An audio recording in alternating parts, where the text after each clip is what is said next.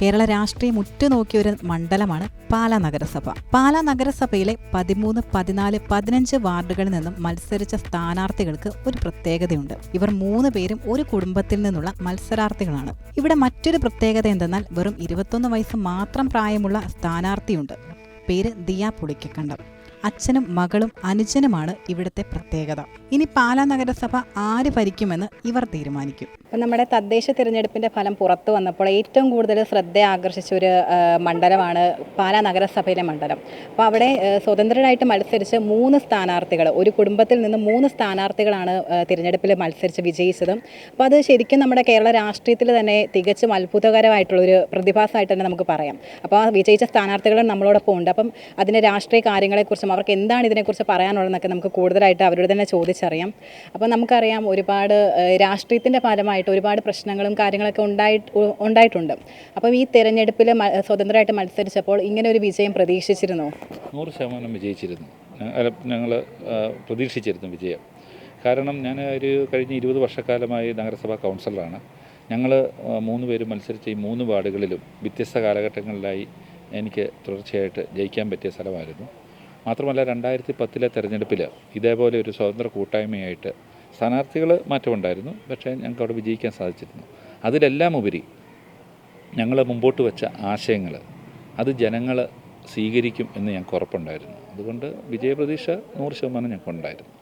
നമുക്കറിയാം എല്ലാവരും കാത്തിരിക്കുന്ന ഒരു കാര്യം എന്ന് പറയുന്നത് നിങ്ങൾ ആർക്ക്, ഈ 3 പേരും ആർക്ക് പിന്തുണ നൽകും, ഏത് പാർട്ടിക്ക്? ഇപ്പം നിലവിൽ തിരഞ്ഞെടുപ്പ് ഫലം വന്നപ്പോൾ LDFനും UDFനും ഭൂരിപക്ഷമില്ല. അപ്പം അതിലെ ആർക്ക് പിന്തുണ നൽകും എന്നുള്ളൊരു ചോദ്യം ബാക്കിയായിട്ട് നിൽക്കുകയാണ്.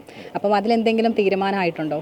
ഞങ്ങൾ ഒരു തീരുമാനം ആയിട്ടില്ല. കാരണം ഞങ്ങൾ രാഷ്ട്രീയ പാർട്ടിയുടെ നിയന്ത്രണങ്ങളോ അല്ലെങ്കിൽ മുന്നണി സംവിധാനത്തിൻ്റെ ഒരു നിർദ്ദേശങ്ങളോ ഒന്നും ഞങ്ങളെ ബാധകമല്ല. പക്ഷേ ഈ തെരഞ്ഞെടുപ്പ് പ്രചരണത്തിനായി ഞങ്ങൾ കഴിഞ്ഞ 10-15 ദിവസക്കാലം പ്രവർത്തിച്ചപ്പോൾ ഞങ്ങളുടെ കൂടെ നിന്ന സമാന മനസ്കരുണ്ട്. ഞാൻ സൂചിപ്പിച്ചതുപോലെ ഞങ്ങൾ മുമ്പോട്ട് വെച്ച ആശയങ്ങൾക്കൊപ്പം നിന്നവർ, ആ ആശയങ്ങൾ പ്രചരിപ്പിക്കാൻ നിന്നവർ, തെരഞ്ഞെടുപ്പ് പ്രക്രിയയ്ക്ക് ഞങ്ങളെ സഹായിച്ചവർ, അങ്ങനെ സമാന മനസ്കരുമായിട്ട് ഞങ്ങൾക്ക് ആലോചിക്കേണ്ടതായിട്ടുണ്ട്. എടുത്തിയാടി ഞങ്ങളെ ഒരു തീരുമാനമെടുക്കുന്നില്ല.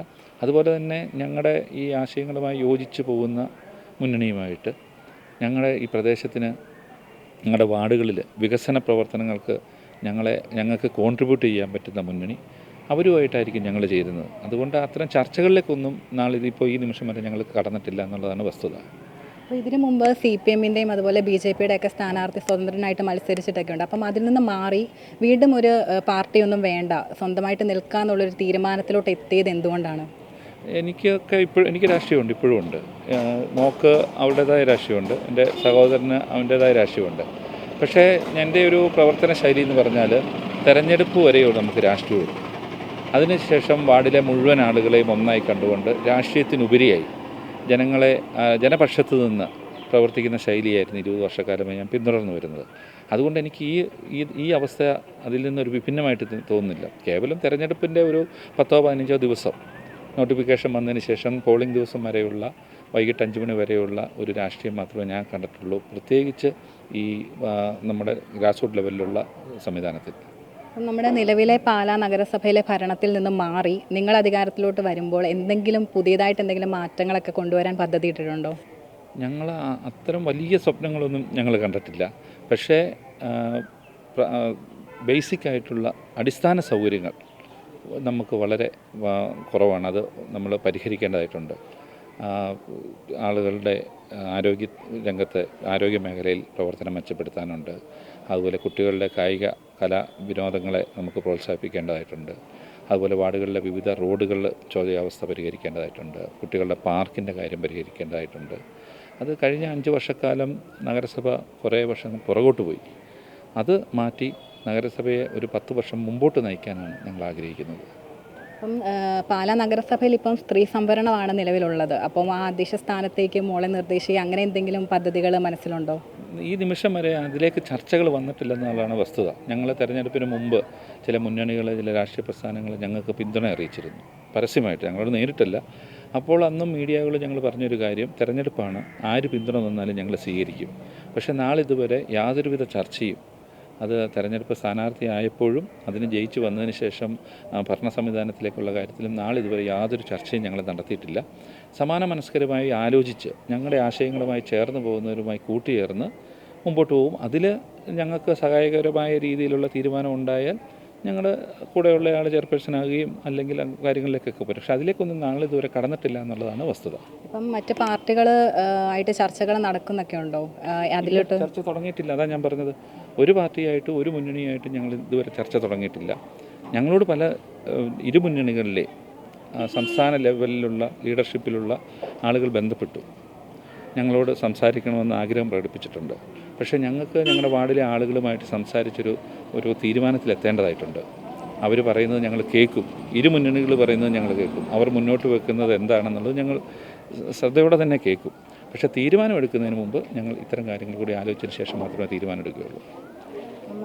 ഇപ്പം മോളുടെ കാര്യം പറയുകയാണെങ്കിൽ നമുക്കറിയാം 21 വയസ്സേ ഉള്ളൂ. അപ്പം ഈ പുതിയ തലമുറയിലെ ഒരു ഇത് വെച്ച് നോക്കുമ്പോൾ ഭരണത്തിൽ എന്തെങ്കിലുമൊക്കെ മാറ്റങ്ങൾ കൊണ്ടുവരാൻ ആഗ്രഹിക്കുന്നുണ്ടോ?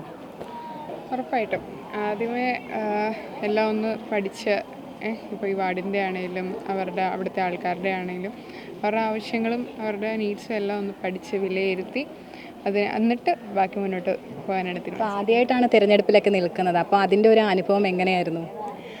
നല്ലൊരു അനുഭവമായിരുന്നു. വാർഡ് കയറിയപ്പോൾ എല്ലാവരും വളരെ പോസിറ്റീവ് റെസ്പോൺസ് ആയിരുന്നു. വളരെ സന്തോഷം തോന്നിയ പോസിറ്റീവ്. ഇപ്പോൾ അച്ഛൻ നിന്ന വാർഡാണ്. അച്ഛൻ ഇവിടെ 20 വർഷമായിട്ട് കൗൺസിലറാണ്. അപ്പോൾ അച്ഛനാണേലും വല്യച്ഛനാണേലും എൻ്റെ ഗ്രാൻഡ് ഫാദർ ആണെങ്കിലും എല്ലാം രാഷ്ട്രീയത്തിലോ സജീവമായിട്ടുള്ള ആൾക്കാരാണ്. ഇവരെല്ലാം പകർന്നു വാല്യൂസ് തന്നെയാണ് എൻ്റെ മുതൽക്കൂട്ട്. അപ്പോൾ ഇതിലായിട്ട് ഇപ്പോൾ കൊണ്ടുപോകുന്നു. അപ്പം ഈ തിരഞ്ഞെടുപ്പിനെ, അതായത് നമുക്കറിയാം 3 പേരും സ്വതന്ത്രരായിട്ടാണ് മത്സരിച്ചത്. അപ്പം ഈ തിരഞ്ഞെടുപ്പിനെ എങ്ങനെയാണ് നോക്കിക്കാണുന്നത്? ഞങ്ങൾ രാഷ്ട്രീയം എന്ന് പറയുന്നത് ഞങ്ങൾക്ക് അന്യമല്ലാത്ത ഒരു കുടുംബമാണ് ഞങ്ങളുടേത്. ബിനുവിൻ്റെ കാര്യം എടുത്താൽ ബിനു സൂചിപ്പിച്ചു, അഞ്ചാമത്തെ ടേമാണ് ഇപ്പോൾ കൗൺസിലറാകുന്നത്. അപ്പോൾ ജനങ്ങൾക്കിടയിൽ പ്രവർത്തിച്ച ഒരു വലിയ പാരമ്പര്യം ഞങ്ങൾക്കുണ്ട്. ആ ബിനുവിൻ്റെ പാരമ്പര്യം തീർച്ചയായും ഞങ്ങൾക്ക് മുതൽക്കൂട്ടാവുമെന്ന പ്രതീക്ഷയോടെയാണ് ഞങ്ങൾ മുന്നോട്ട് പോകുന്നത്. ഇങ്ങനെ സ്വതന്ത്രമായിട്ട് നിൽക്കാൻ ഇങ്ങനെ തീരുമാനിച്ചപ്പോൾ എന്താണ് ആദ്യം വിജയിക്കുമെന്നൊരു പ്രതീക്ഷ ഉണ്ടായിരുന്നോ? അങ്ങനെ ഞങ്ങൾക്കൊരു യാതൊരു സംശയവുമില്ല, ജയം ഞങ്ങൾക്ക് ഉറപ്പ് തന്നെയാണെന്ന് ഞങ്ങൾ നേരത്തെ തന്നെ ഞങ്ങൾ കണക്കൂട്ടിയിരുന്നു. കാരണം ബിനു സൂചിപ്പിച്ചു, ഈ രാഷ്ട്രീയം എന്ന് പറയുന്നത് ഞങ്ങൾക്ക് ഇലക്ഷൻ സമയം വരെയുള്ളൂ. ഇലക്ഷൻ കഴിഞ്ഞ് കഴിഞ്ഞാൽ എല്ലാവരും നമ്മുടെ ആൾക്കാരാണ്. അതുപോലെ ഞങ്ങൾ ജയിക്കുന്നതും ചെറിയ ഭൂരിപക്ഷത്തിനായിരിക്കത്തില്ല, നല്ല മാർജിനിലായിരിക്കും എല്ലാ തവണയും വിജയിച്ചു വരുന്നത്. ഇത്തവണ തന്നെ നിങ്ങൾ ചോദിച്ചു രാഷ്ട്രീയത്തിൻ്റെ കാര്യം. ഞങ്ങളിപ്പോൾ ചെയ്യാൻ പോകുന്നത്, ഞങ്ങൾ 3 പേരും ഞങ്ങളുടെ 3 വാർഡുകളിലേക്കും ഒന്നിച്ചാണ് ഇനി പോകുന്നത്.